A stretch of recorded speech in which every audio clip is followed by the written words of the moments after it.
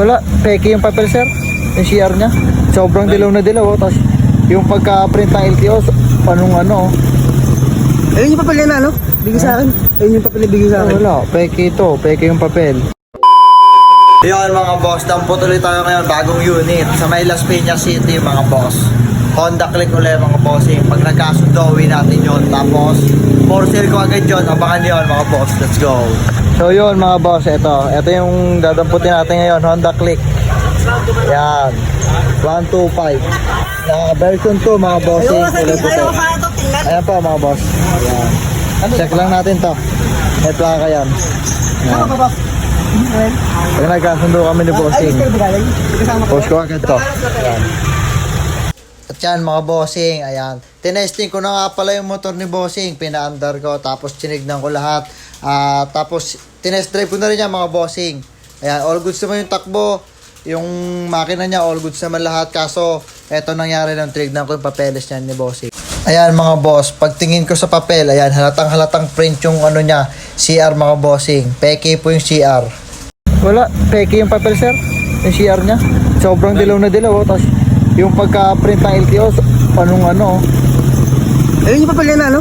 Bigay sa akin. Ayun yung papel na bigay sa akin. Wala, peke ito. Peke yung papel. Ba't na-restore ko naman? Peke yan to. Ito ha? Ito yung ano, OR eh. Baka Xerox. Kasi pa nagpaparehistro, Xerox lang. Oo, di mo kailangan. Oo, di mo kailangan ng original. Ibig sabihin, pigi ito? Peke po. Eh, di ba pala masir? Ang importante dyan, na-rehistro. Mawala yun eh. Importante dyan, na-rehistro. May panditig ka ba yan? Kaya puta. Kasi pa nagpaparehistro po, Xerox lang talaga. Oo, Xerox lang. Oo, pinapakita, hindi naman original. Eh kaso yung CR niya po, Xerox talaga yung CR niya, peke po ito. Ayan, peke ito. So, ang gapo lang pala ito. Kaya po lang yan. Ibig sabihin, So, ano? ikaw ba eh? Alam mo na Jomar? Ikaw ba eh? Talagang nabibili ka ng ano? Kaya siya talaga ako sir. Kaya pala. Kaya pala alam mo, ako kasi. Opo, biasel kasi ako sir, kaya kabisado ko na yung mga CR. Ako kasi Alam ko kung peke o original. Siguro yung ano. Ayan sir, Klaro ko din yan. sobrang dilaw po niyan, tapos yung pagkano ng LTO, sobrang ano talaga, halatang na print talaga siya sir. Ibig sabihin, wala naman masama siguro ito kasi hindi naman nakaw.